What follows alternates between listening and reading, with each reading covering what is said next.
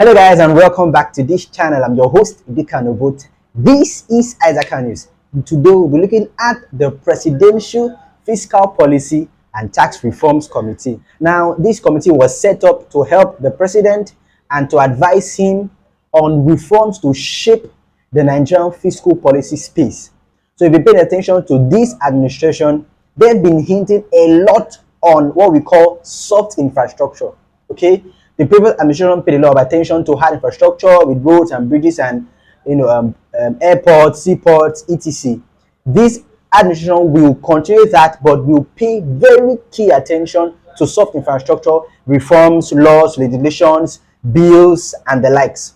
So this committee, which is the Presidential Fiscal Policy and Tax Reforms Committee, was set up and is being chaired by another person, that Mr. Taiwo Eyedele. He is a former senior personnel with the PwC, that is Price Water Cooper Institution. So Mr. Taiwo on a few occasions have come out to talk about what he has been doing within his committee to see how to help mitigate and alleviate the burden on the Naira and the Nigerian economy. Now, if you understand that he's the chairman of a fiscal policy committee, you understand that it doesn't just involve tax. So before now, even I was of the opinion that his work borders on tax and tax revenue generation, tax collection, tax remuneration alone. But he's also advising the government on fiscal policies as well. That's why you see him oftentimes talk about FX, talk about the different policies that can be put in place to help FX generation, FX contribution, and to encourage investors to bring in FX to the country, and to even allow Nigerians who are holding FX to be incentivized to bring in their FX into the economy, so that we could use it to foster trades amongst ourselves. So this committee had advised the Senate and even went on to pass a bill which is undergoing reading process in the Senate. Now, a part of this bill is prohibiting the use of foreign currency for local transactions in country. So I too was ignorant of the fact that a lot of transactions are going on in the country with foreign currencies, and when that happens, that local transaction is pulling in demand for foreign currency within the country. And so we have demand already on the parallel market, we have demand already on the official market, we have demand caused by artificial scarcity, we have demand or pressure, that pressure on the Naira caused by Nigerians holding their dollars. And we are now having this scarcity created by local transactions going on in the dollar throughout the length and breadth of the country, especially in the what you may call the big cities of like maybe Lagos, Abuja, Port Harcourt, Benin, and maybe some other southwest region, maybe Kano and maybe Ogun State, or with a lot of trade, and even along the border communities in the country. Now, this is very important as it is aimed at reducing the amount of, in fact, just banning totally the transactions within the country in foreign notes, in foreign currencies. And this will go a long way to reduce the pressure on the Naira and the demand for the dollar. Now back to Mr. Taiwo and his committee, which is advising the government on fiscal policy and tax reforms. Something that they have told the public they want to do going forward is using technology for tax collection. Now, this has been a major focus, of this committee, tax collection, because the tax collection in Nigeria is one of the lowest in the world. In fact, our tax to GDP ratio is hovering between 10 and 12% to GDP ratio, and that's very low. Some countries have tax to GDP as high as 40-45%, and Nigeria is one of the lowest in the world if you're comparing tax to GDP. And part of the reason is because we have not employed technology in our tax generation. So the Ministry of Communications and Digital Innovation is trying to partner with this body in order to create a robust infrastructure or a robust network to help take in more and more people into the tax net, and to monitor the workforce of the nation, and to ensure that this workforce is paying tax.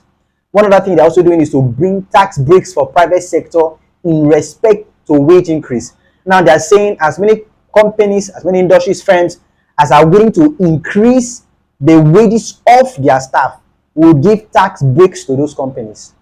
As many companies are trying to provide transport subsidy to their staff, or to increase net employment. So you're willing to bring in more people into your company. You know, that will be, you're going to spend more and you're going to pay more salaries.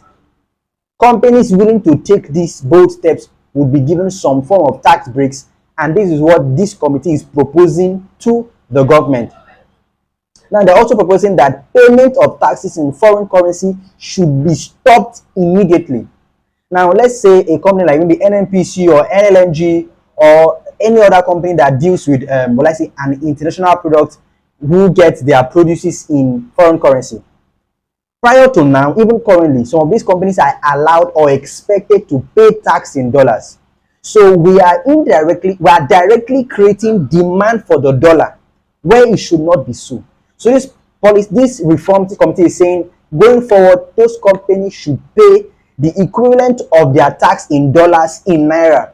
So if they should have paid $1 million as tax, you should look for that equivalent of $1 million in Naira, and that should be the company's tax, so we don't have to create artificial demand for the dollar and put a lot of pressure on the Naira. Moving on, suspension of VAT on diesel. So VAT on diesel. Why diesel? So diesel is a very important, component of production. It powers a lot of the production sector in the country. So if you're taxing diesel, you're putting VAT on diesel, you're actually, making it more hard for production to go on in country. So they are proposing suspension on VAT on diesel, which the government has assented to. They are proposing tax waivers on CNG, on CNG, that is compressed natural gas, on CNG conversion and renewable energy items. So these are items, that is trying to bring an alternative to the high cost of energy in the nation. So gas is right now is cheaper. Gas conversion is the alternative we are trying to look forward to right now. In fact, already in 3 states in the country, in Lagos and about other states I'm not sure of right now, CNG centers have already been established and are waiting commissioning in order to begin conversion of our typical fuel or diesel engine to CNG engines. Now, renewable items or renewable energy items, and now even tax waivers on renewable energy items. So we are not taxing production or things that are going to reduce the stress on the average Nigerian. Now, the committee also proposed to the government to unlist the 43 banned items, from official forex market or forex window. So prior to now, the former president Muhammadu Buhari had listed 43 items to be banned from accessing forex on the official market, so as to, provide room for these particular items to be produced locally and to reduce demand for the dollar, and so as to, create some breathing space for these industries to grow and not be stifled by, uncontrolled importation. But this has went ahead to create an artificial demand for the dollar on the parallel market. So people went to go and source dollar elsewhere to import these items into the country.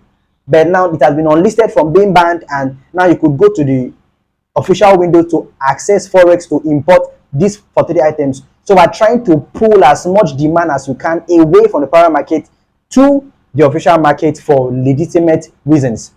Some other thing that they went ahead to do was to suspend multiple taxation. Now, if you had listened to Mr. Tawayedele a lot of times, he had mentioned a lot that Nigerians have been overtaxed because of multiple taxation. So that they can be taxed the same item at the state level or at the federal level, at the state level, and even at local government level. One item, 3 different taxes. And we have over 60 official taxes in the country.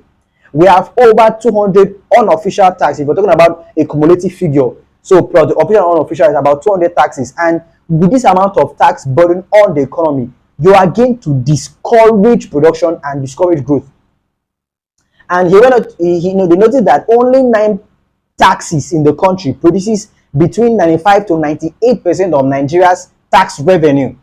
So they're trying to see how to solidify these 9 taxes and to do away with the other taxes. So they are trying to scrap out about, if you're looking at the 200 taxes, official and unofficial, scrap out about 191 and leave it at 9. If you're looking at the 60 official, they want to scrap out 51 and leave it at just 9, so as to remove all those unnecessary tax burdens from the populace. Because the funny thing is, the less tax you have, the more revenue you get from taxing. So if you have between, if you have a few number of things to tax for, you tend to generate more revenue than if you have a lot of taxes, you tend to generate less. So we're looking at 9 taxes, 8 and 9, so as to encourage people to bring in tax back to the government.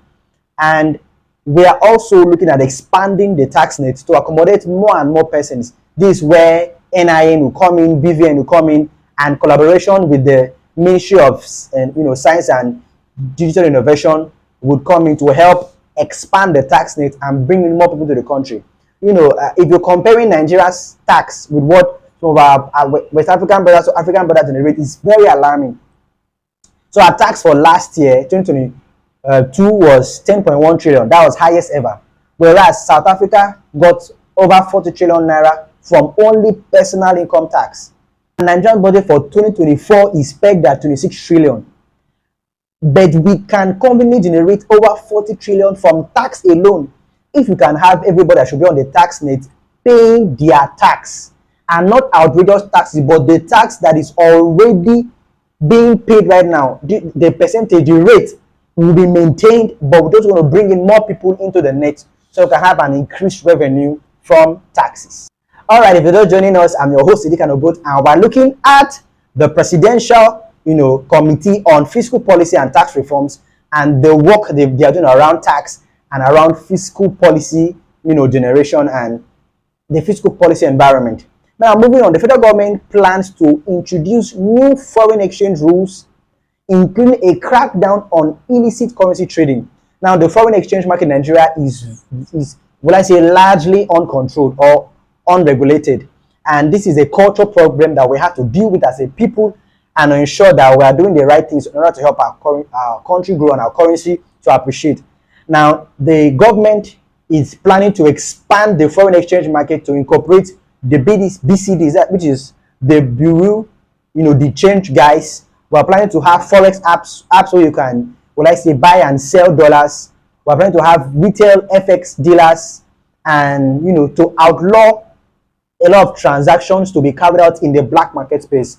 So the more we take transactions out of the black market to the official market, the more we can track true demand and supply for dollar in the country, and we can also monitor what these monies, the dollar, is being sourced for, and if these dollars that are being sourced for are being used to carry out the intention of getting the dollar.